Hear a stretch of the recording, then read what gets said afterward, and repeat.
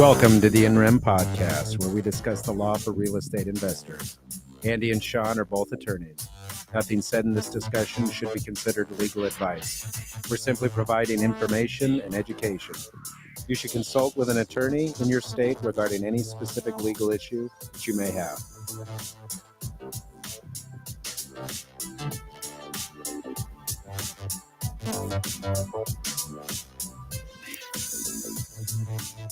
Good morning, everybody. Thanks for joining the show. Today, our topic is how to manage your short-term rental. This should be a good topic. Looking forward to it. My name is Andy Fowler, and I'm here with Sean St. Clair. If you're new to the show, make sure to give us a like and subscribe to the channel. You can find us on Facebook, and you can find us on YouTube. YouTube is the preferred venue. You can find us at NREM Podcast. That's at NREM Podcast. With that, we're going to go to Sean, who has our legal update. Thank you, Andy. So the legal update that I want to discuss today is an important but overlooked provision in a creative finance purchase contract, which is dealing with the reinstatement of loans in default as part of the purchase of the property. So a lot of times when you're dealing with creative finance, you find owners that have distressed situations. You know, they've missed mortgage payments.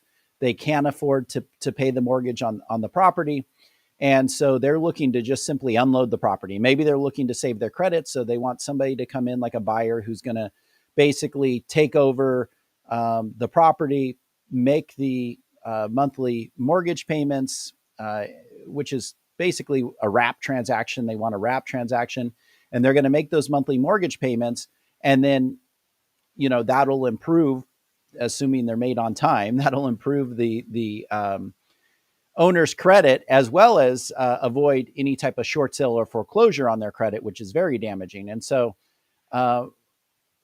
they try to find a buyer, and sometimes the buyer comes in and says, okay, well, what does it take to bring these loans current? Because, you know, you've obviously missed some payments here. And of course, you know, the seller doesn't appreciate or fully understand the litany of charges that start accruing once they start missing payments. And then if it ends up in a trustee sale scenario, the trustee has a fee, and then they have, you know, title work fees and mailing fees and all of these costs that add up really quickly. And so the buyer says, the seller says, hey, look, it's going to be, you know, $5,000. Well, that $5,000 is really $15,000. And so the buyer says, yeah, I can do $5,000. I'll pay $5,000 to catch this up as part of the purchase of the property. And then they get in, they sign a purchase contract, they open escrow, and they request the reinstatement numbers from the lender, and they realize it's $15,000. Well, the buyer didn't sign up for $15,000. They signed up for $5,000. You know, it's $10,000 more than what they thought. So it's very important on a creative finance purchase contract that if the loan is in default and amounts need to be paid to reinstate that loan, that there be a reinstatement amount contingency, which basically says, I will reinstate the loan as the buyer up to X amount of dollars. Anything over that, and I have a right to cancel the purchase contract. And so that the buyer should have the right to cancel. It should be a contingency that the buyer can enforce. So if the buyer says, well, okay, $15,000, I'll do it. That's fine. But if the buyer is like, no, I didn't sign up for that, they should be able to cancel, receive their earnest money back, and walk away from the transaction. But if you don't have that language in there and you simply put buyer will reinstate the loan, well, buyer's obligated to reinstate the loan. And if the buyer doesn't, the seller has a right to cancel the purchase contract and retain the earnest money. So it's very important to have that restatement amount contingency in a creative finance purchase contract. All right, Sean, thank you for the legal update. A few news items and updates for the listeners of the show. This Thursday, March 9th, we have our second Creative Finance Symposium.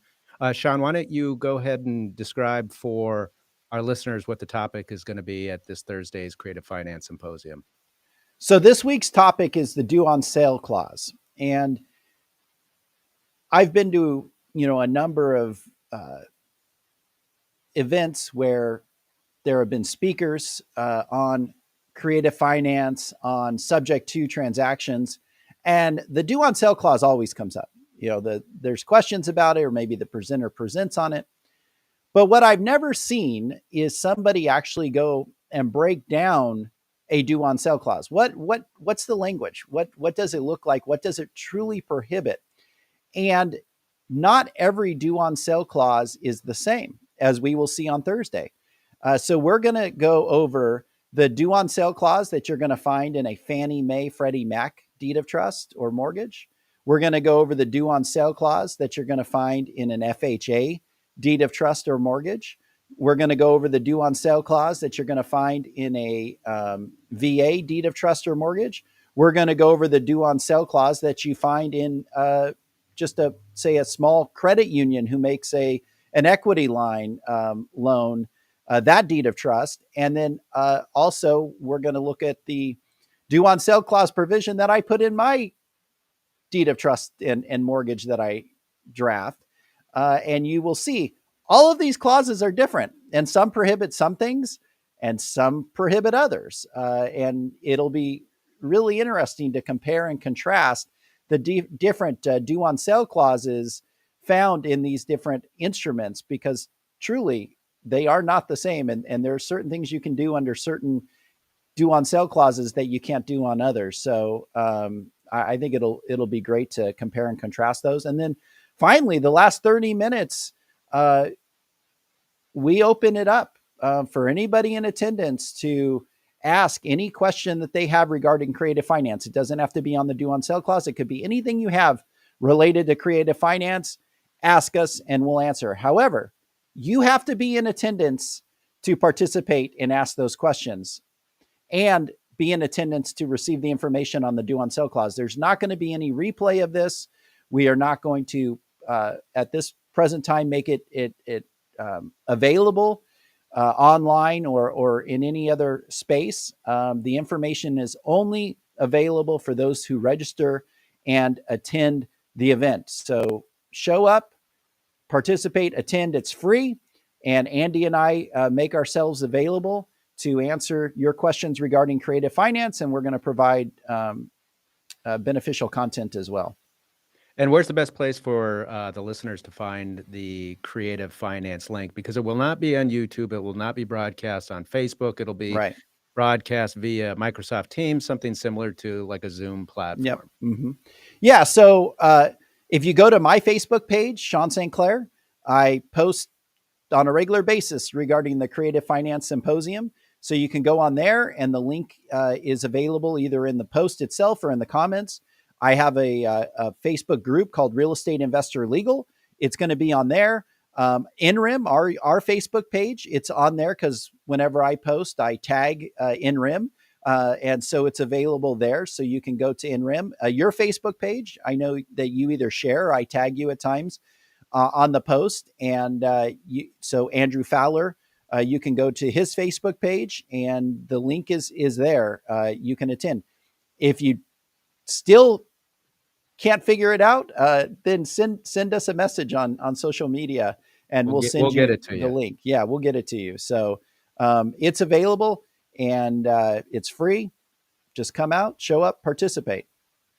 All right. And in addition to the Creative Finance Symposium, today, our live show is one of those few days where Sean and I make ourselves available and are captive to you to answer questions, in addition to our guest that's going to be with us to answer questions about the topic that we have. So we'd encourage you to participate. To that end, we are taking questions in the final 15 minutes of the show, but you don't have to wait until then to post those questions. Maya, why don't you tell the listeners what they need to do to go ahead and get involved, post questions, and be a part of the end of the show? Thanks, Andy. And that's right. If you're new to the INREM podcast, we want you to know that Sean and Andy are taking your questions in real time on the show. We do monitor our comments from the start of the show, and we'll take about 10 to 15 minutes at the end to answer your questions.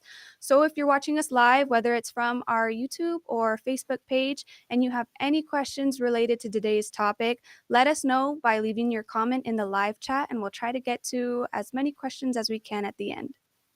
All right. Thank you, Mayo. With that, we are going to get into the topic for today, which is strategies for managing short-term rentals. So we're getting into the short-term rental space here, and we're excited to welcome a guest who has a lot of experience in the space, in the real estate space generally as a real estate investor, but specifically in the short-term rental management space. And our guest today is Andrew LeBaron.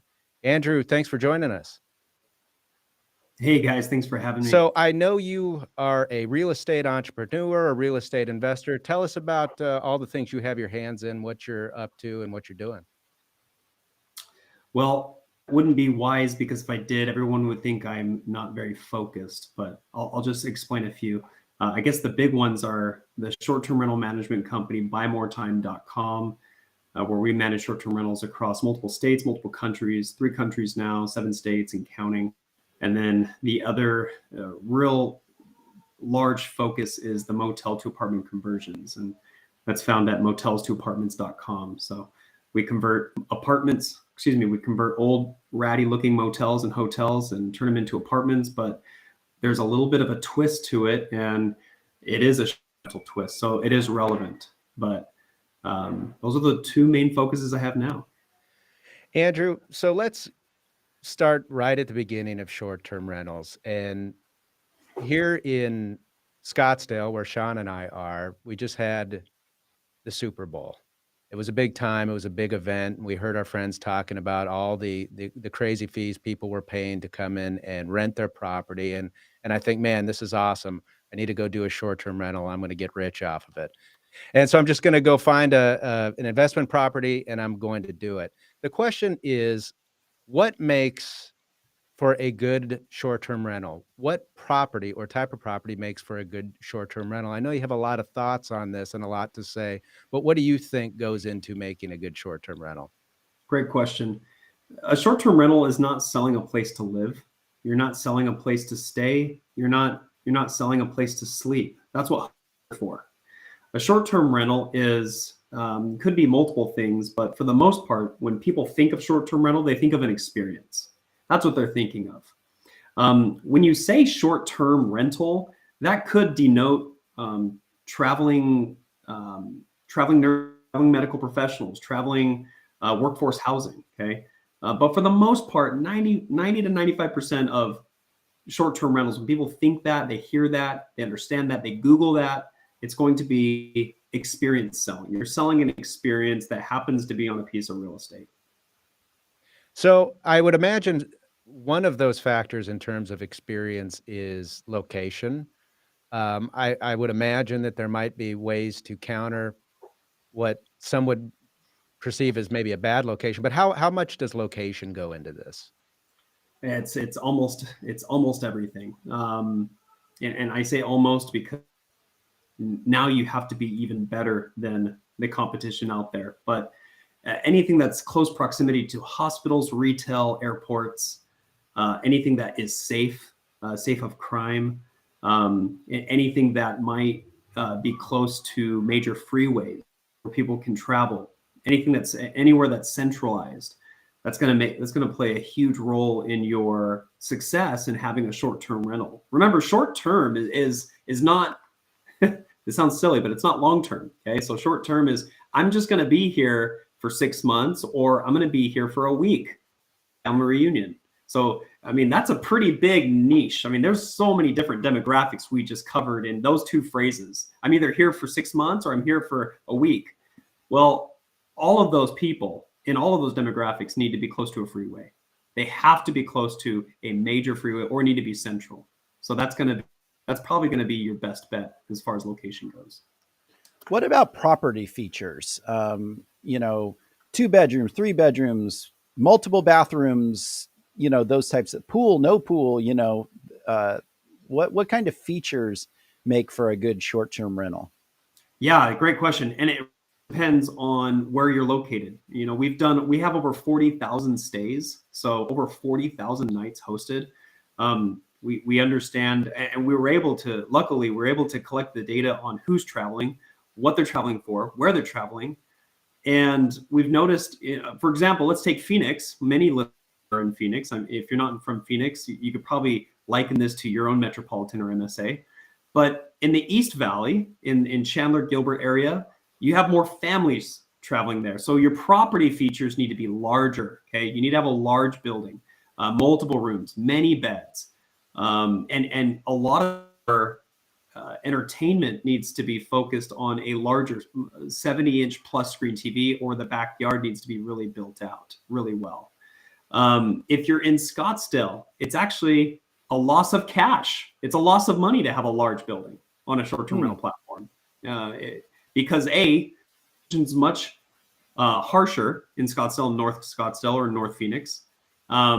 You'd actually be better off purchasing a value-add condominium or a value-add property, smaller, and really decking it out, putting the juice into every single square foot that you possibly can. That's where you're going to get your most of your value.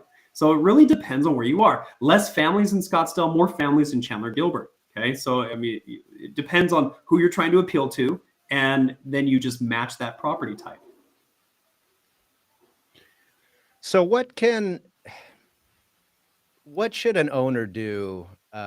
Because now an owner that's trying to get into this space or considering and utilizing their real property for a short-term rental, we've just now learned that experience is a big part of it, location's a big part of it, features are a big part of it, but this changes not just state to state, but it can change city to city. Where would you recommend that,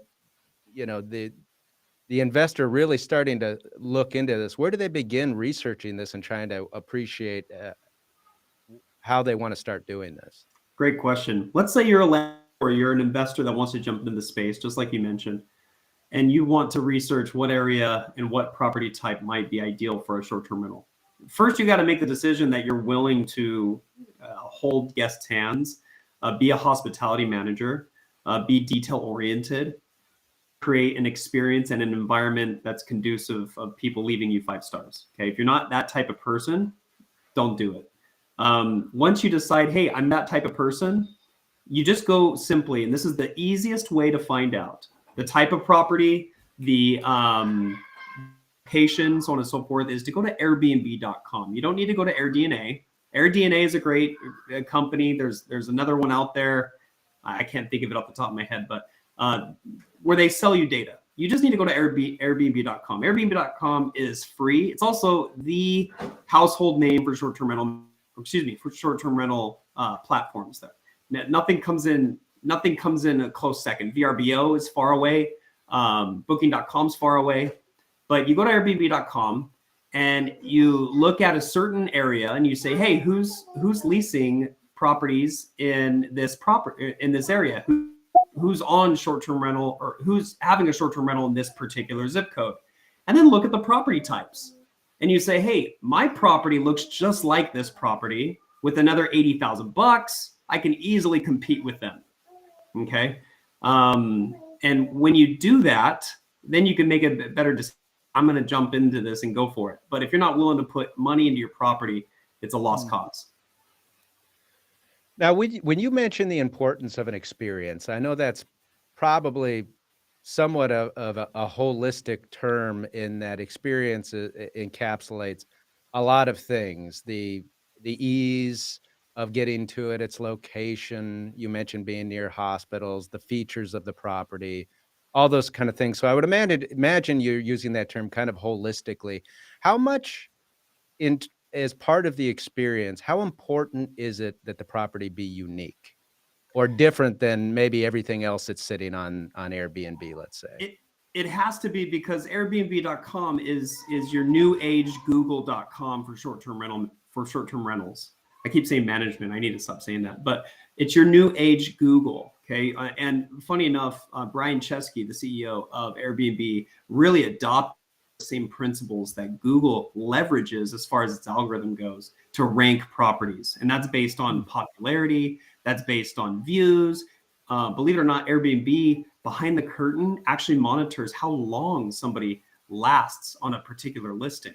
When you're scrolling through and you see the first image showing a pizza oven in a backyard, and it's a gourmet custom pizza oven that probably costs $100K to build, better believe that's going to get a lot more views, and it's going to have a lot more hang time, is what we call it. So if you're hovering over a photo, Airbnb says, oh, that's great. We need to award this individual. We need to award this host. And they'll jack up that host visibility and put them at the top. And they'll even put a badge on it, hot listing or hot. It's not hot listing or hot home, but anyways, there's actually a filter or badge that they place over the listing, and it gets a lot of excitement. And then you start seeing it get booked. And that's actually a really awesome hack, is where you can add one outlandish, wildly different feature to your property, and you could showcase it on photo number 1, and then suddenly you're booked for the next 4 months. So for a real estate investor who's looking and maybe looking to spend a lot of money on their property to make their property more appealable and more marketable in the space, should finding a way to make it unique be at the top of their list? Has to be. It's not landlording. A real estate investor could be a very terrible owner of a short-term rental. It's not even the same scope. It's not even close. Your landlord is providing, again, a place, it's housing, a place to live.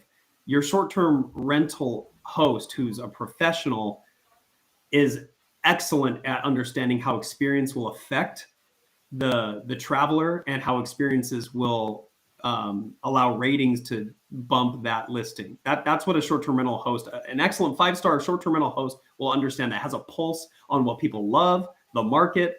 There's a guy I just consulted about 2 weeks ago, and he's in Gilbert, and he's a builder. Okay, so he builds these beautiful, we have a few builders, funny enough, that are clients of ours that build, and they send them over to us to manage. And he built this subdivision near downtown Gilbert. Now, if you don't know downtown Gilbert, it is booming. It is a hot spot. People are walking now. It's now a pedestrian zone. You know, I grew up in Gilbert. I went to Highland High School back in the day, and that place was dead. Now people are walking around. They're there every day. They're all over the place in downtown Gilbert. Everybody wants to be there. And he decked out his property. He put everything he thought that would bring an appeal to travelers to it, but it's still hard to compete with others. So he's putting a taco truck in the backyard. He's putting a taco truck, and it's a legit taco truck. He's got wheels on it. It's got a little trailer bed, maybe an 8-foot wide trailer bed. He's got a cover on it. It's a metal trailer truck. He cut out with a plasma cutter an actual stand, and he's got electrical in it. I mean, the whole 9 yards, and they have tacos there when you come and stay. I mean, that's rad. That's so cool. He even decks it out with a fridge where you can actually serve up some tacos while you're staying there. Okay, now he's booked because that's cool, because that got attention. See, landlording 101, that has nothing to do with it. And investors that are listening right now, you know, if you're thinking, man, that sounds so exhausting, then stick to landlording. In fact, you'll do much better, because this is such a different business. Well, that makes a ton of sense, right? When you go on a vacation with your family, it's half of it is about the memory and the experience and the story you can tell after the fact. And when I tell my friends about the place that I stayed that had the taco truck, everybody else is like, I've never even heard of that. I'd love to go try that. Now, just curious, does he has to separately staff that? That's like a whole new element? No, he decks it out so that you can use it when you get there. Oh, I see. It's really a DIY kind of thing. And that's really key too. People don't want to be bothered. You know, in the very beginning, 8 years ago, we thought that people wanted to be bothered all the time. So we would say, hey, we have a professional masseuse. Just inquire, and then we'll add it to your bill. Or, hey, they don't like to be bothered. Typically, your Airbnb demographic, your short-term rental, I shouldn't say Airbnb, your short-term rental traveler, they actually don't like the motel style service. They want to be left alone. They want to be left to their own devices and handle it. They like that. There's a lot of pros and cons to that, but more pros if you set up the space exactly how they want it to be set up. So the short-term management, let's get into the management of the short-term rental now. And I know you have unique thoughts about that because you have a company that does it. Management can mean a lot of different things, but what does short-term management mean to you and to your company? What does that look like? It is property management on an annoyingly higher level. And I say annoyingly because most property managers they don't want. You'll see a lot of property managers out there, and I feel for them, but they want to be that short-term rental manager, and then they decide to jump in, and they realize, oh my goodness, I have to answer questions. I have to talk to guests. I have to pick up the phone. I have to tell them where the bathroom is. Yes, people have asked that. Where is the bathroom? Like they couldn't walk around the house of it, but you have all these high concierge is what I'll say. It's a very highly concierge, and people are not prepared for that. So that really is what short-term rental management. It's concierge. It's 24/7 customer service. It's a customer service center for your people. I want to go backwards real quick about the short-term rental piece, because I don't feel like I answered your question totally when you asked if an investor wants to jump into the short-term rental space, what could they expect? There's different facets of short-term rental management and short-term rentals.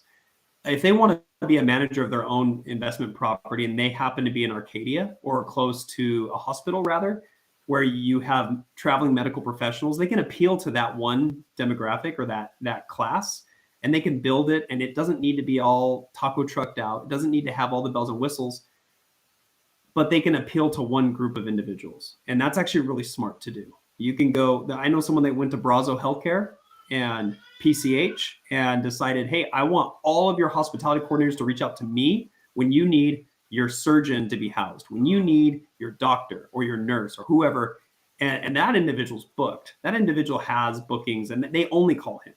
So there's a lot of different angles rather than just relying on the traffic that short-term rental platforms might provide for you. If you're a landlord, I highly suggest getting just active in your community, letting everybody know who you are and what you're offering, and then letting them do the traffic for you, letting them handle that for you.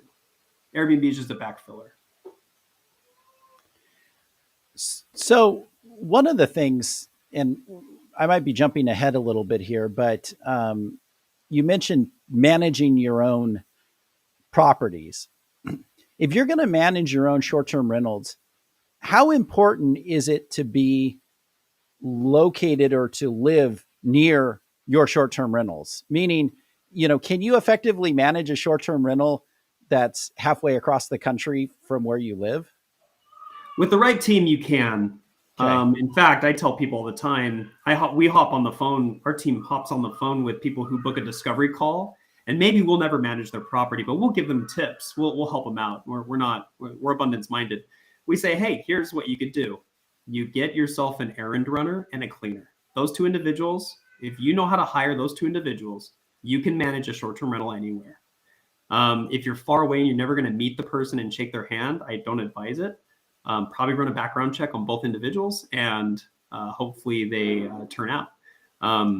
You can run it if you're far away. It's much harder. That's why our company exists. But if you're going to do it yourself and you like to be in the mix of it, there are people out there that like to be in the mix of it. They just love meeting new people that travel. They love being around others, and they love stocking toilet paper. If that is you, then you'll love this gig.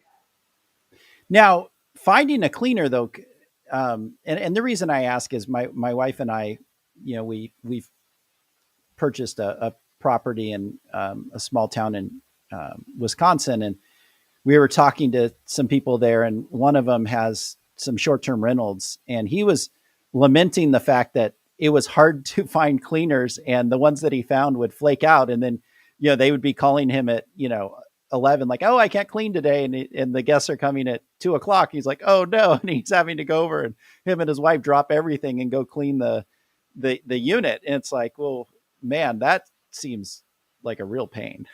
It's the number one reason why I think short-term rentals fail. And it's actually one of the biggest reasons why when we ask and interview new clients, they come to us. They hate cleaning and coordination. That's one of the hardest parts. We tell people, don't find a professional cleaner. I'm going to get very non-politically correct on this podcast for a second. And this is something I probably can't blast out to the world, but we like to find people that are above a certain age group, okay, that are very particular about cleaning, and they live within 1.5 miles of their of the property, the subject property. I'll keep it at that. That was pretty mild. So we notice a demographic of individuals that are the best cleaners. They are not professional cleaners, okay, and according to not fair housing, labor laws, just your local labor law, you can't you can't eliminate large masses of people to look for one particular demographic of people, but I would tell you on a one-on-one exactly who to look for. And these individuals do really well.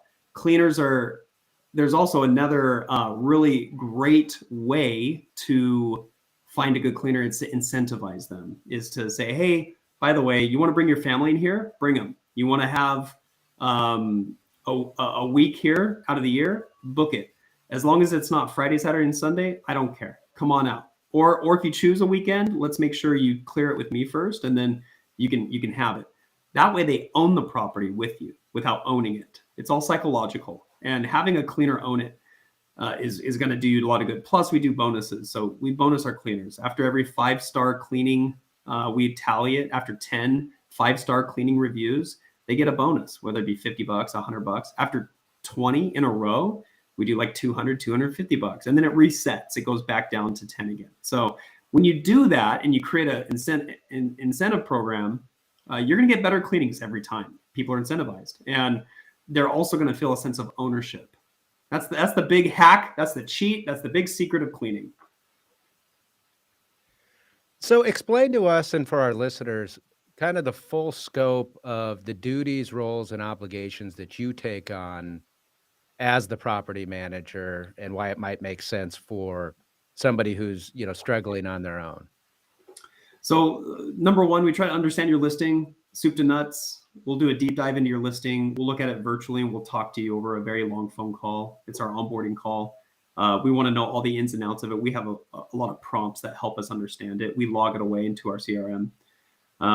We'll never know the listing nearly as well as the owner. And that's the first thing they need to know. It's like, hey, we're going to know it, but we're not going to know it nearly as well as you do. So the more explanatory you are, the better we can understand it. Every single property has its own DNA. Every single property is nuanced. They have, a squeak in the back rear door. There's a strange sound in the middle of the night that happens in the attic no one can explain. Every house just has its own DNA. Okay, so it's very unique. It's not like a motel where every single room's the same. So we try to understand as best we can. What we do is we do everything from concierge to check-ins to checkouts to inquiry requests to answering basic and complex questions to coordination of cleaning, coordination of maintenance, routine maintenance, monthly maintenance, sending errand runners and or cleaners to satisfy accommodations at unheavenly hours of the night. And yes, we'll see 12 a.m. requests, questions, or comments from our guests. They're always awake, it seems. But anything that would require anyone to be present or anything that would require a virtual response is what we do. Is the process of management somewhat of an evolving one? And by that, I mean, you mentioned so much of this is about experience. And the customer's expectation of the experience, I think, is probably something that is what it is now, but may not be that way a year from now or 2 years from now. There may be, new technologies that make the experience better that a few tried and then it caught on, and there's kind of an expectation to evolve and make yourself better. What is it like to kind of experience that and move along with the process as the experience or technology evolves? And maybe you have some examples of what that could look like. I have an example right now. We used to tell everybody in our automated messaging that we create for the client, we used to tell the guests, hey, before you leave, make sure to load the linens in the washer. Make sure to fill the dishwasher. Make sure to clear the table. We would give the guests chores before they left. Okay, this is what we did years ago. We don't do that anymore. The experience level dropped. People hated that. Okay, then look, I came here to get away. I didn't come here to do a list of chores. Okay, that's what I paid a cleaning fee for. We actually had one guy, funny enough, say, hey, do I get my cleaning fee back? And I said, for what? And it wasn't me. It was one of our team members, and they messaged upper management, hey, someone wants a cleaning fee back. I said, why? Well, because he did his list of chores, he says. So I said, valid, give it to him. But he left a 5-star review, so he was happy. Then we realized, okay, people don't want to be bugged. So that evolution took place, and we don't ask people that anymore. And I know it's still really popular. People always say, make sure in your message templates to make your cleaner's life so easy by stripping the beds and don't do it. Like have your cleaner do that. You want premium experiences. That's what's going to give you the best results. The other really cool integration that we're going to see down the road is AI. Something like ChatGPT and its API, where we can integrate it with our existing software, where we can create prompts and we can answer the prompts and kind of get to understand how we answer prompts. And then it can actually understand how each property functions. That'll be very exciting. It'll make our lives a whole lot easier, where we can do other really cool stuff like surveillance, video monitoring. We can monitor decibels with software like Minute or Noise Aware. We can actually make a phone call out to guests that show up and just say, hey, it's the Buy More Time team. We're your host. We just want to make sure you're doing well and you have everything. Feel free to give us a chat when you have a question. So yeah, their evolutions will always take place. Another interesting area, and this reminds me of a speech that you gave that I heard a couple months back, and never really thought about this, and I thought it was fascinating, and I think it'd be important for the listeners to hear. But you were talking at the time about kind of the equipment that you need to consider having in a short-term rental to effectively manage the amount of people that are going to be coming through there. And it was a discussion about the appropriate appliances, and it got into discussing basically higher grade, commercial grade washing machines and dryers and things like that. Where your common, Whirlpool that you have in the back isn't going to cut it. What kind of appliances should a short-term renter be thinking of and about in order to effectively manage it? Great question. Technology catches up. There's something called Moore's Law, where technology actually expires every 18 months. Whatever is built and whatever you have and whatever you own is actually obsolete because something else out there is greater and better. So that'll always be moving and changing. I think some of the best things you can equip your property with are higher end or nicer washers and dryers, because guests are rough on washers and dryers. They're just rough on them. If you just go by your standard Home Depot Maytag, you're going to be fixing it probably 8 months later. I would also suggest something like an air fryer. Okay, air fryers. People are starting to like air fryers. It's really weird. They'll ask questions about it. Do you guys have an air fryer? Well, there's really cool. There's a Z line. It's called Z line branded line of appliances. Very expensive, almost like Viking fridges, but they have an air fryer, microwave, oven, all in one. And this thing's a beast. It's like 30 inches wide. You could use it for an oven. It's got induction or convection cooking. It's got an air fryer built in. If you want to air fry something, it's actually a microwave as well. It's very expensive, but having something like that, you hit all the checks. What's really odd is people don't really use smoothies or blenders. We equip hundreds of units with blenders and nobody uses them. Kind of an interesting thing. That might be just America. I think some other countries use smoothie or blenders more often. You want super hardy materials. You want appliances that can take a beating. I like commercial appliances naturally. You don't necessarily need them depending on where you're at. Your furniture needs to be vinyl, needs to be cleanable, washable. You don't want to be sitting on great grandma's couch with plastic all over it. That's not fun. I think that's from a Friends episode, funny enough. Or Everybody Loves Raymond, I can't remember. But you want it to be comfortable, but you want it to be cleanable too, like washable. It sounds crazy. It's funny. A friend of mine told me, yeah, Andrew's Airbnbs are, you show up and you could literally take a fire hose and hose it all down and it's clean because everything is just indestructible. Well, he was joking, but really, if you're using high quality materials, commercial stuff, and everything that can be used to be washed, then you're going to be fine. If you go into a motel room right now, if you go into a hotel room like a Marriott, you'll notice the same stuff in there. Okay, you can't really break anything in there. Everything can be washed off. All the surfaces are not very porous except the linens, right? So if you model your Airbnb after that, then you're going to be just fine. Speaking of experience, I keep going back to experience because I'm thinking of every time I've gone to a VRBO and I've thought of something. But when I get to that first Airbnb or that first night I get there, the wife's bringing the luggage in, the first thing I do is I go to that catalog that has all the restaurants nearby, because usually I'm hungry at this point. So I'm flipping through the rules and I'm going through that. And some of those books are ancient and they've been handled by 5,000 people and they probably should be thrown in a fire. And others are nice and all these kind of things. But I think that goes into the experience. What I'm curious about is, has the industry, or are there Airbnb short-term rentals that offer kind of a different way to present that nowadays versus just the old catalog that everybody's touching? Yeah, and forgive me for not knowing the name of it. One of our clients in Kellen, his name is Kellen. He actually bought one for his property, but there's actually a business out there that sells these LCD displays that you could put inside your Airbnb, which you can upload a PDF or a PowerPoint presentation to showcase some of the places nearby. That's cool. Okay, that's cool. Plus, that just draws your eye. Okay, and you can wash a screen. A screen takes one Lysol wipe. Okay. The really nasty books, the guidebooks is what they're called. I hate them. I've never liked them. Post-COVID, Airbnb actually didn't like them anymore. Airbnb is like, don't use guidebooks, or don't use guidebooks that are paper. Make sure they're plastic. I hate it all. I love books. I just don't think, having a book where thousands of people touch it every week is wise.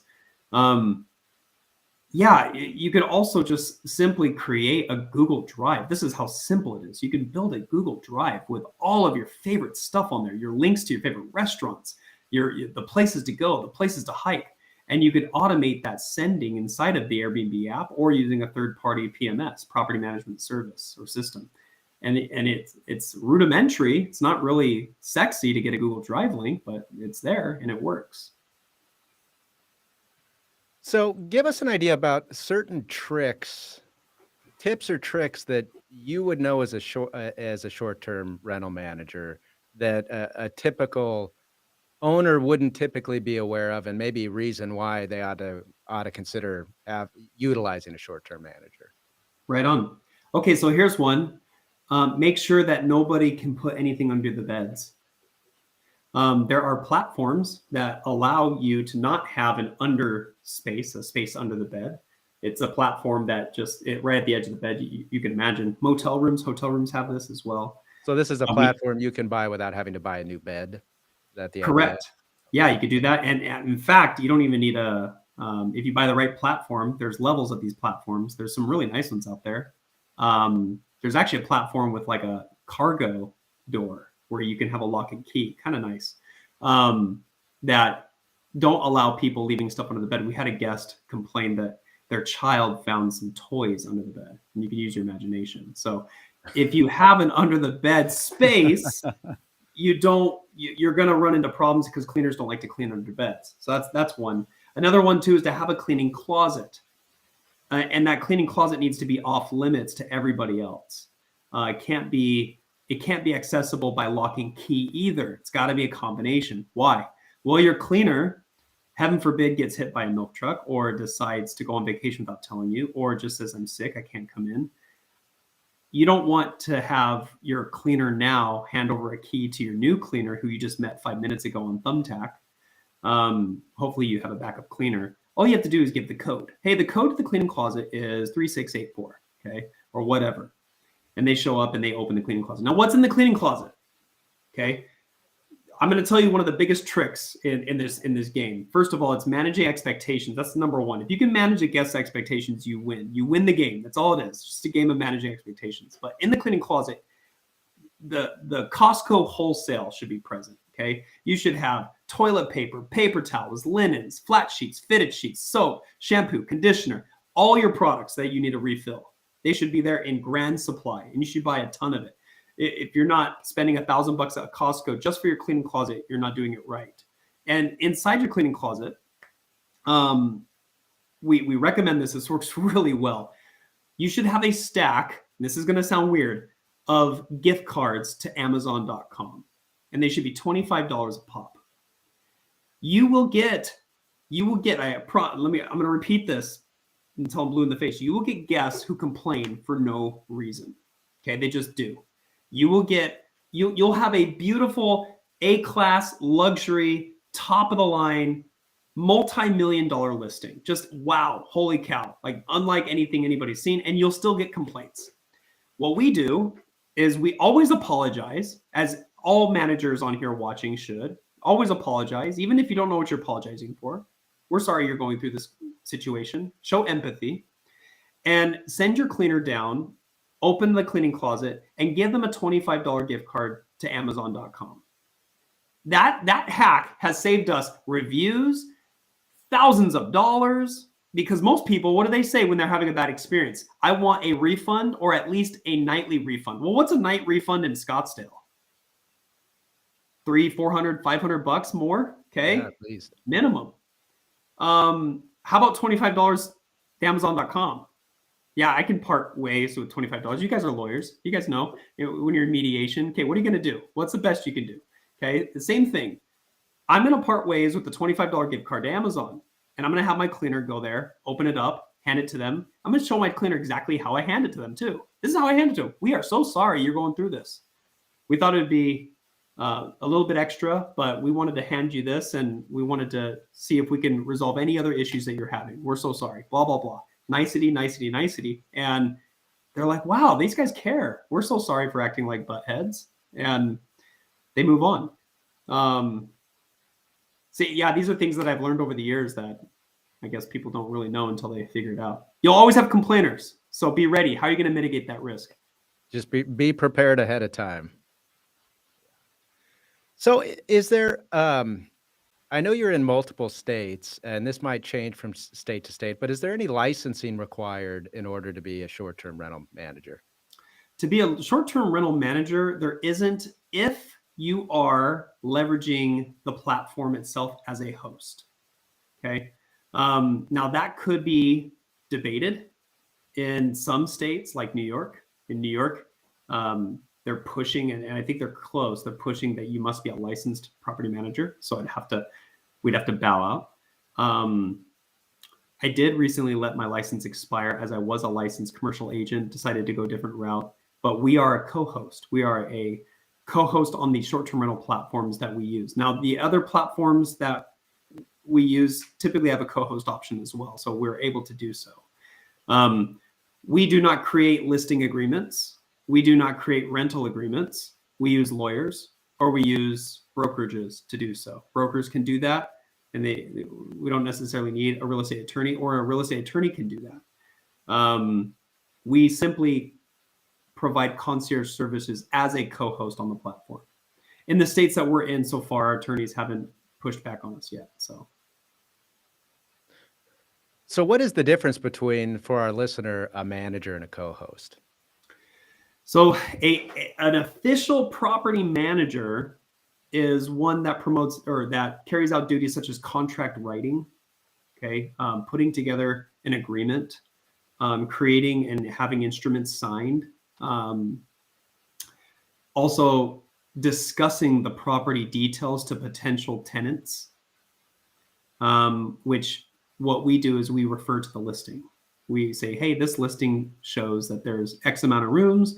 And yes, if you want to stay longer than 30 days, you may. This listing allows you to book a longer term stay if you like. It's an interesting conversation because there's a lot of gray area between these two realms. But your property manager, official licensed property manager, carries a pretty big insurance. And there's contract writing, creation, access provisions, and mostly just the ability to collect a commission based on the lease agreement itself or the contract that they write. So they can collect commissions on that. We wouldn't do any of that. We are a flat rate concierge service at a monthly rate. That's the difference between the two. Now, if you're going to have a follow-up question, I'll create a follow-up question. What's better, having a co-host or a property manager? Here's the answer to the follow-up question. Co-hosts know how to host. Property managers might not. If a property manager is already a co-host, then yeah, they might be great. I would ask, if you're going to have a property manager or someone manage your property because you're tired of managing a short-term rental, ask them, are you a host yourself? And if the answer is no, then, you can go with them, but I would strongly recommend that you work with someone who is a host, someone who is an actual short-term rental host themselves. So, as a real estate attorney, earlier on in my career, I think this is required for all young lawyers to get experience. They just throw us into eviction court and doing landlord-tenant law. But having experience doing some landlord-tenant work in the past, I know that in your typical landlord-tenant scenario, one of the most common legal issues that pops up is the paying a rent or the failure to pay rent. And I know there's a lot of other legal issues that pop up as well. But in a short-term rental, a lot of that's paid on the front end. So I'm just curious, what are the most common legal issues that you see pop up in dealing with short-term rentals, and how different is it from kind of the traditional landlord-tenant scenario? Been there, done that. Your short-term rental is not immune to the Landlord-Tenant Act of Arizona, unfortunately. Unless it's a commercial asset, unless the zoning is different, and there's other provisions that require, or there's other stuff that's involved with commercial zoning. We've had a short-term rental that was or by an individual, and then they stopped paying, and then we said, okay, you got to get out now. We called the local police, and the local PD said, is this a domestic dispute? No, they're not leaving. Oh, okay, you need to talk to the eviction court. Well, hold on, there's a short-term rental. We shouldn't have to do that. Yeah, you do. It's an inferred lease. It's over 30 days. So there's some in this game. I know some short-term rental managers that actually, if they have a long-term lease, this is super weird. I don't think I'd ever do this, but they actually switch properties. Like they have their guests move from property to property. You know, so that it stands up in court easier to you still have to evict them though, so it's time, but evictions still have to transpire. They still go down. You can, in the motel business that I'm in, there's actually a lot of awesome loopholes, but sometimes a lot of the PD doesn't get it or understand. But we get them for trespassing. So again, it's a commercial, totally different. And then you have the lockout laws that allow you to lock out individuals. You can't do that in residential. Even if it's an Airbnb, you can't do it. So it's still hairy. Now, will I tell you it's less common? Yes, it's less common. And why? Because people are kind of the mind and of good faith. They're saying, cool, I'm here for a short time. It's an Airbnb. It's not a place where I'm going to live. But some people take advantage of that. And there's actually a guy out there. I think you guys know him or worked with him, Ben Gottlieb. He's got some great stuff on short-term rental laws, and I imagine you guys know a lot about it too. We don't work with him. Maybe I should start working with you guys. We haven't had a lot of issues, which is great. You know, on the short-term rental side, it's pretty easy. Not that there's not going to be problems down the road, but yeah, it's all the same stuff that we'd have to deal with in the long-term rental space as well. Let me add to that. Sorry.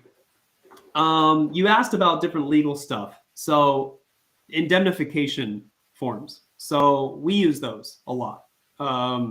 You have a pool, there's a hot tub, you're going to hold us harmless. Some clients actually have it for every single person that comes through, and they don't even have a pool. They just, and some California clients, they just want to make sure, hey, you cannot come after me, and we're going to disclose everything to you. Other legal stuff too, you have to be very careful. You need to disclose that there's cameras in your listing. You cannot put cameras inside. So you got to put them on the front porch, on the back porch. If you're going to put cameras up, I say you do it to cover yourself if someone drowns in your pool. Yes, it's happened. It's very sad. You need to have footage of that, showing that there's no, if you're ever to have that subpoenaed. And then disclosing everything. When in doubt, just say it. Look, I got a software inside. It's a hardware and a software that's called Minute or Noise Aware that's going to record the decibels of the interior of the home. It's not going to record your conversations. Okay. Here's the spec. Here's the model. Here's a serial number. Look it up. And, you know, as long as you disclose it, you're going to be, but indemnification forms are very popular in the short-term rental space. What about lawsuits for damage to the property itself? So, you know, tenant comes in and hosts a big party, and next thing you know, a lot of furniture and even appliances and stuff are damaged in the process. Maybe some holes in walls and whatever else. Have you seen lawsuits to try to recover those damages? Oh yeah, oh yeah, and usually what happens is they get a payout from insurance or Airbnb long before it goes.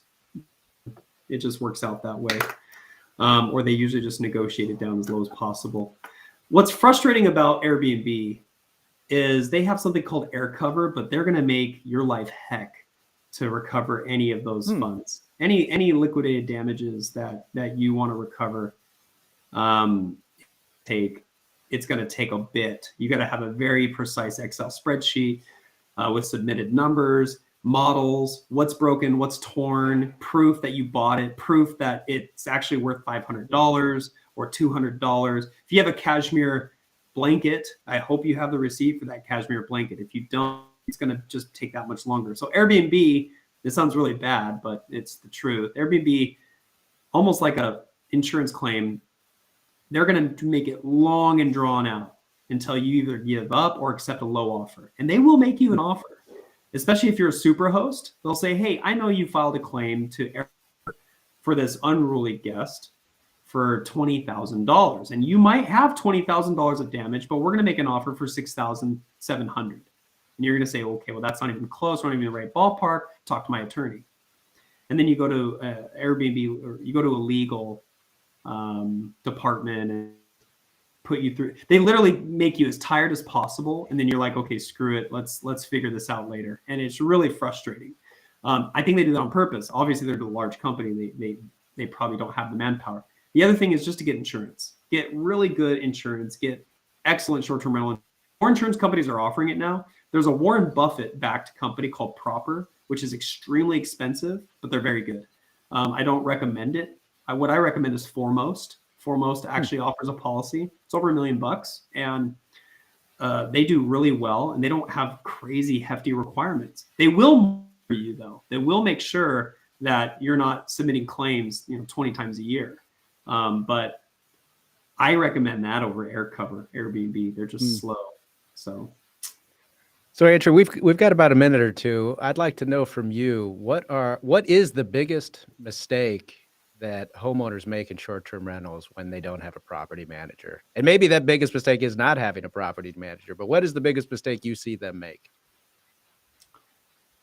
It's the cleaning. They hire the wrong cleaner. The cleaner touches the property more than anybody else on the planet. The cleaner's in there more than the guest, because the guest comes and leaves. That guest may come back a year later if they loved it, but the cleaner is back again and again and again. And that cleaner will touch your house probably 3 times a week. So investing heavily in a very good compensation plan and a bonus structure and a good cleaner, someone who really cares, someone who lives within a mile and a half proximity of the property, someone who has transportation, someone who's reputable and possibly you ran a background check on them, someone who you have, who doesn't professionally clean other properties. Maybe it's a retired individual who, worked at the Air Force for all their lives, and now they want to just have something else to do. Not a professional cleaner. That's the number one mistake. Number one mistake will always be that they don't invest heavy enough into a cleaning team. Wow. Great information, Andrew. We really appreciate you being with us. Tell our listeners where they can find you and how they can connect with you. Yeah, you can find me at, you can just email me, andrew@buymoretime.com. That's my email address. All right. Well, thank you so much for being with us. Great information. We appreciate it a lot. Look forward to doing it again, Andrew. Guys, thanks a lot. All right. Thank you, Andrew. Andrew LeBaron. All right, everybody. Thanks for joining us. That is our show today. Make sure to join us next week. We're talking about short-term rentals within HOA communities. Our guests will be attorneys Brian Locker and Jeff Johnson. Have a good week. We'll see you next time. Have a good day, everyone.